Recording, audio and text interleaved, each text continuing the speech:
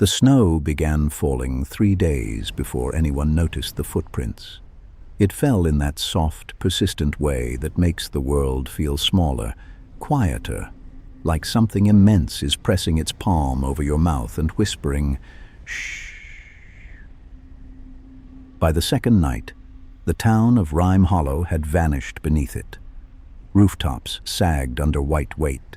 Chimneys exhaled thin ribbons of smoke into a sky the color of bone. The pine forest surrounding the town stood frozen and watchful, every branch etched in frost, every needle lacquered in ice. Rime Hollow had always been a town that preferred silence. It crouched low between two hills, hidden from the main highway by a winding road that most maps forgot to label. 32 houses, one church with a crooked steeple, a gas station that sold more coffee than fuel, a schoolhouse that had been converted into a library no one visited after dusk, and at the far northern edge of town, a house that had been empty for 15 years. It was there that the footprints first appeared. Mara Ellison woke before dawn that morning, not because of a sound, but because of its absence. For years she had grown accustomed to the small winter noises of Rime Hollow, the wind scraping ice against her window panes, the creak of frozen timber adjusting in the night, the distant howl of coyotes threading through the trees. But this morning, there was nothing. No wind, no shifting, no wildlife, only stillness. Her breath clouded in front of her as she sat upright in bed. The power had flickered sometime during the night. The heater had gone silent. The cold pressed against her skin with quiet insistence. She slid from beneath the blankets and padded to the window. The world outside had been remade. Snow lay thick and untouched across her yard, smooth as porcelain. The fence posts were small white tombstones. The road beyond was buried, erased, as if no one had ever driven upon it. But it was not the untouched snow that tightened something in her chest. It was the line, a single line of footprints cutting across her yard. They began at the tree line, far beyond her property, and crossed the fence without disturbing it. They moved in a straight path toward her back door, and they stopped. Mara's throat went dry. She stared at the final print, half buried against her steps. The indentation was deep and unmistakable. A boot, large, heavy, each step evenly spaced, no dragging, no hesitation, but there were no prints leading away. She stood frozen, fingers digging into the windowsill, no footprints in the snow, except those coming toward her. Rime Hollow did not believe in intruders, it believed in isolation. Mara dressed quickly, layering wool and flannel, her movements slow and deliberate. She told herself there was an explanation, a prank, a traveler seeking shelter, a hunter lost overnight. Perhaps the wind had filled in the return steps, but the air was dead calm. She moved through her kitchen, each floorboard groaning beneath her weight. Her house had belonged to her grandparents before her. It held onto sounds the way old people held onto grudges. She reached the back door and placed her hand on the knob. It was locked. The deadbolt sat firmly in place. She exhaled. Slowly, carefully, she opened it. The cold rushed in like a living thing. The footprints were clearer up close. They were not distorted by wind. They were crisp and defined, edges sharp as if pressed into clay. She crouched. The sole pattern was unfamiliar. Not any brand she recognized. Deep grooves, a strange circular indentation near the heel. She looked up. Beyond her yard, the footprints stretched in a perfect line toward the forest. She followed them. Each step crunched loudly under her boots, violating the morning's silence. She did not like that she was disturbing something that had seemed arranged. The prints crossed her fence without bending the wood. They passed over the latch without touching it, as if Whoever or whatever made them had simply stepped through. Mara's pulse began to pound in her ears. She reached the tree line. The forest loomed like a cathedral of frost-bitten spires. Snow weighed down the branches so heavily they arched overhead, creating a tunnel of white shadow. The footprints continued into the woods. She hesitated. Rime Hollow had rules, though no one had written them down. One of them was simple. You did not follow things into the forest in winter. By the time the sun dragged itself over the hills, the town had noticed. Old Mr. Halverson was the first to knock on her door. He was a broad man with eyebrows like frozen caterpillars and a beard that always smelled faintly of pipe smoke. "You seen 'em?" he asked without greeting. She nodded. "Just the one line?" "Yes." He swallowed. "Same here." Word spread quickly after that. Every house on the northern side of town had the same mark, a single trail of footprints leading from the forest to the back doors. No more, no less, no doors forced, no locks broken, nothing taken, just the footprints. They gathered in the church by noon, boots dripping onto the wooden floor. The air inside smelled of wet wool and old hymnals. Reverend Klein stood at the front, pale and tight-lipped. "It's likely someone passing through," he said, "perhaps testing doors for shelter." Then, "Where'd they go?" someone muttered. No one answered. Mara felt something else crawling under her skin, something she hadn't voiced yet.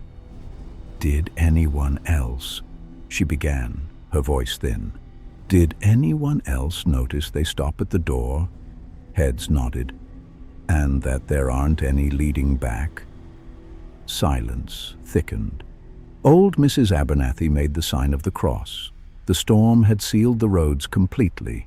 No plows had come. No vehicles could pass. Whoever had walked through town had done so during the night while 32 families slept. Or perhaps while they watched. That evening, the sky darkened early. Mara found herself unable to stay inside. The house felt smaller now, like a box with something breathing inside its walls. She stepped onto her porch again. The footprints were still there, untouched, unmelted. She had expected the sun to blur them, to soften their edges. But they looked as sharp as they had at dawn, as if freshly made. A prickle ran down her spine. She glanced toward her neighbor's house. Mr. Halverson stood outside as well, staring at his own trail. Their eyes met across the snow. Then slowly, almost imperceptibly, a new print formed. Right before her eyes. The snow depressed silently, as though an invisible boot had pressed into it. Mara staggered back. Another print appeared beside it, and another. Each one moving closer to her door. Her breath hitched. "No," she whispered. Across the yard, Mr. Halverson shouted something she couldn't hear. The line of fresh footprints advanced steadily, methodically, stopping exactly where the old ones had. Right at her back step, the air felt charged, metallic, and then nothing. The forest stood still. The town held its breath. The new prints were indistinguishable from the old ones. Mara's heart hammered violently against her ribs, because now there were two identical sets, both leading to her door, neither leading away. And as she stared at them, frozen in terror, she felt it. Not heard, not seen, felt. The unmistakable sensation of someone standing directly behind her. Breathing, slow, patient, waiting. Mara did not turn around. Every instinct screamed at her to spin, to face whatever stood at her back, to put shape to the horror her mind was already building. But some deeper instinct, older, colder, held her still. The breathing behind her was slow, measured, not the frantic panting of a predator, not the shivering gasp of a freezing wanderer. It was calm, deliberate, like someone pretending to breathe so she would hear it. Her fingers curled into fists at her sides. Her porch boards creaked under her shifting weight. Across the yard, Mr. Halverson had gone pale, his mouth moving in silent prayer. The breathing stopped, not faded, stopped. Mara turned. The porch was empty. The snow behind her lay smooth and untouched. No footprints, no disturbances, no sign that anything had stood within inches of her. Except the air was warm, just for a second. A faint pocket of warmth brushing against her cheek, like the ghost of an exhale. Then it was gone. The second snowfall began that night. It came harder than the first. Thick, blinding sheets that erased the town in hours. Windows disappeared. Cars vanished beneath white mounds. The forest beyond the houses blurred into a solid wall of white oblivion. Inside her home, Mara barricaded the back door. She told herself it was foolish. The locks had never been tested. Nothing had entered. But she dragged the kitchen table against the door anyway. Then a chair. Then the heavy oak cabinet that had once held her grandmother's china. Her house groaned under the shifting weight.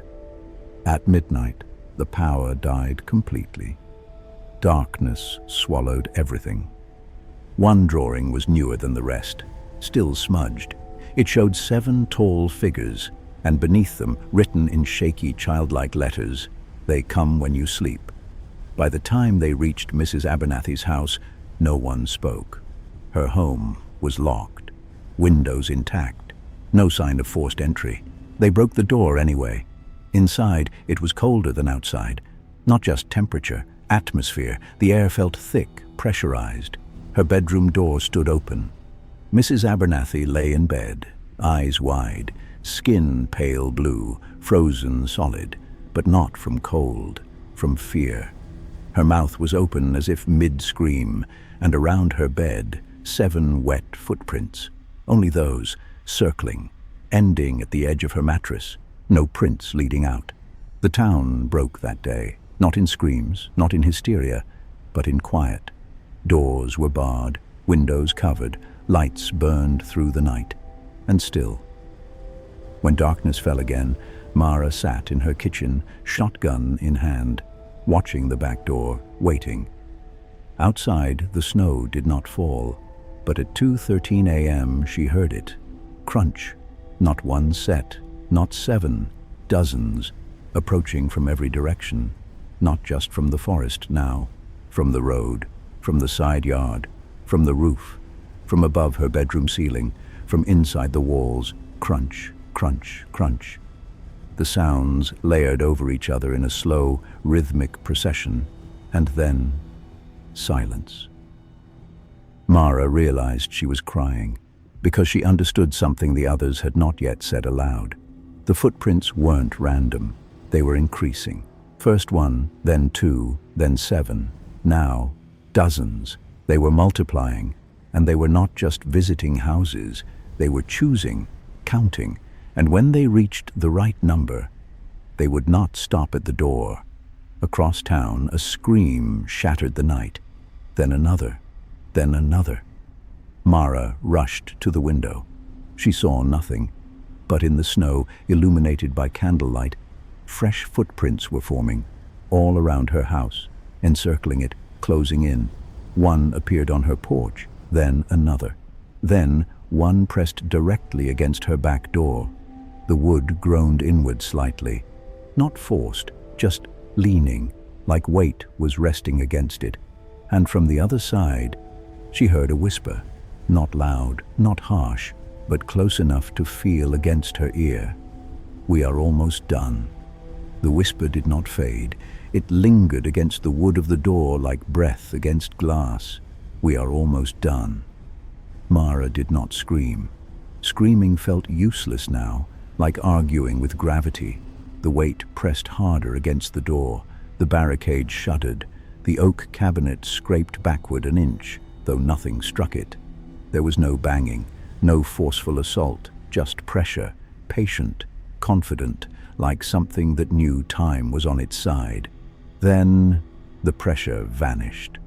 The barricade stopped trembling. The night fell silent again. Mara stood there long after the moment had passed, shotgun aimed at nothing, heart battering her ribs so violently she felt bruised from the inside. Outside, the ring of footprints remained around her house, but they had changed. They were closer now, closer than physically possible. Some of them overlapped, as if multiple figures stood in the exact same place, stacked, layered, watching. By dawn, 4 more people were missing. No signs of struggle, no bodies, no blood, just the footprints, always leading to doors, never leaving. Rime Hollow was shrinking, and it wasn't random. The pattern became undeniable that morning when Mara forced herself to count. Each house now had 13 sets of footprints, 13 perfect trails from the forest to every back door, 13 that stopped, 13 with no return. And there were exactly 13 people missing. The town gathered in the church again, but this time there were no reassurances, no prayers offered with conviction. Reverend Klein looked hollow. His hands trembled as he spoke. "This town was founded in 1873, he began, voice brittle. The first settlers wrote journals. Most of them were lost in a fire decades ago, but there were mentions. Mentions of what? Mara asked. He hesitated. Of winter. A humorless laugh escaped someone in the pews. It's always winter here, Mr. Halverson muttered. The Reverend swallowed. No, not like this. He pulled a thin, leather-bound book from beneath the pulpit. The pages were brittle, yellowed with age. My predecessor kept copies, he said. In case. In case of what? Mara pressed. His eyes met hers. In case the snow came back. A hush fell over the room. He opened to a marked page and began to read. January 9th, 1874. The snow has not stopped for 16 days. We are fewer now. Henry went missing first. We thought wolves took him. Then Martha, then little Eli. There are tracks in the snow. They come from the forest. They stop at our doors. They never leave. Mara felt her stomach twist. The Reverend continued. January 14th. We tried to follow them into the trees. The prints vanish beyond the tree line, not fade, not scatter, simply cease. Reverend Thorne says we must not follow again. He says the land beneath us does not belong to us. A murmur rippled through the church. Land beneath us? Someone whispered. The Reverend turned another page. January 20th. We understand now. It is not the snow that comes for us. It is what walks within it. They were here before the town, before the forest. They sleep beneath. The snow is only the door. The final line was smeared, as if written by a shaking hand. They count us until the number is right. Silence swallowed the church. Mara spoke first. What number? The Reverend's voice barely carried. The population of the original settlement was 32. A cold understanding settled over them. 32 houses, 32 current residents, one by one disappearing, until the number matched. Matched what? Mr. Halverson asked. The Reverend closed the book. It doesn't say. That afternoon, Mara made a decision no one else would. She went to the northern edge of town, to the abandoned house. It had belonged to Reverend Thorne, the first to write of the snow. It had been empty for 15 years after its last occupant vanished without explanation during another heavy winter. The footprints around it were different. There were no lines leading to its door. Instead, there was a cluster, dozens, layered and tangled, as though something had gathered there long ago. Mara pushed the door open. Dust and frost coated everything inside. The windows were opaque with ice. The air felt wrong, thick, pressurized, like Mrs. Abernathy's house. In the center of the living room, the floorboards had been torn up, deliberately. Beneath them, a hatch. Her breath stuttered. She knelt, fingers trembling, and pulled it open. Darkness yawned below. Not the gentle dark of a cellar, a deeper absence, like light refused to enter. A ladder descended into it, and from below, a faint sound. Not wind, not settling wood. Breathing, layered breathing, dozens of slow, synchronized inhales. Mara's skin crawled. She forced herself to lower one foot onto the first rung. The wood was cold, older than the house above it. The air grew warmer as she descended, warmer and wetter. By the time her boots touched the floor below, her pulse roared in her ears. The space beneath the town was enormous. Not a cellar, not a tunnel, a cavern. Its ceiling arched high overhead, lost in shadow. The walls were packed, earth and ice, veined with something darker. Shapes lined the cavern floor. Mounds, 32 of them, perfectly arranged in a circle. Each mound roughly human-sized, each covered in frost, and between them, footprints, hundreds, layered over one another, leading nowhere. Mara stepped closer to one mound. The frost across its surface thinned slightly under her warmth, and she saw it.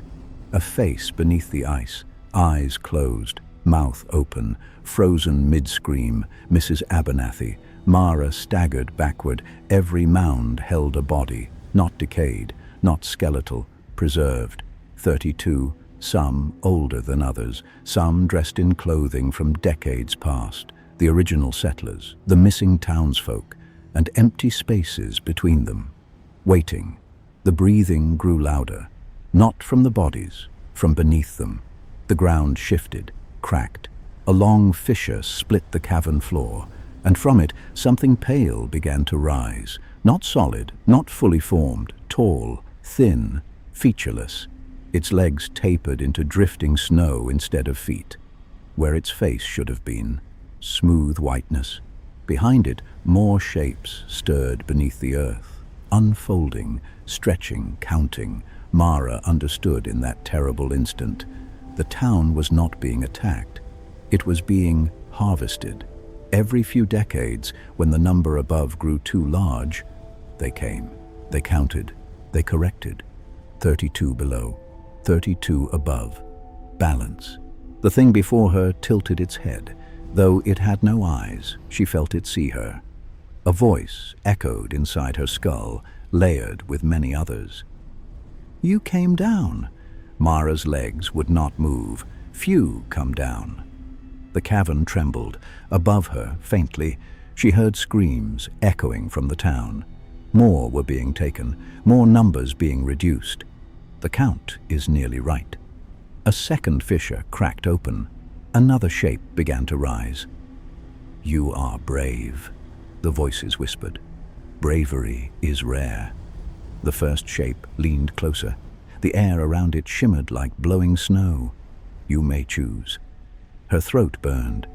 Choose what? The response vibrated through her bones.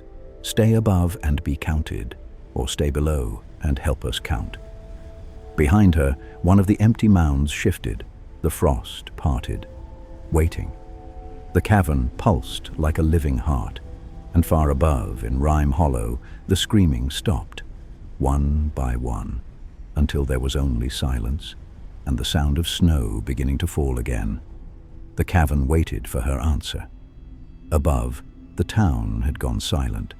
Not the uneasy quiet of winter, not the nervous hush of people hiding behind locked doors. This was different, complete, finished. Mara stood on the packed earth, breath trembling in the humid air rising from the fissure. The tall, pale figure before her leaned slightly forward, its featureless face hovering inches from hers. It had no eyes, but she felt examined, measured, weighed. Behind it, more shapes pulled themselves slowly from beneath the earth, tall and impossibly thin, their lower halves dissolving into drifting vapors of frost. The breathing that filled the cavern was no longer layered and distant. It was synchronized, like lungs connected to the same body. "You may choose," the voices repeated inside her skull. The empty mound behind her cracked slightly, frost shedding from its surface in a soft cascade. Her place, prepared, waiting. Mara's mind reeled, but something inside her steadied. The journal, the settlers, 32 above, 32 below. Balance, not random, not feeding, accounting. "You don't kill them," she said hoarsely. The nearest figure tilted its head again. "We preserve." Her gaze snapped to Mrs. Abernathy's frozen face, the other mounds, the old clothing, the faces from another century. "You take them. We return what was taken."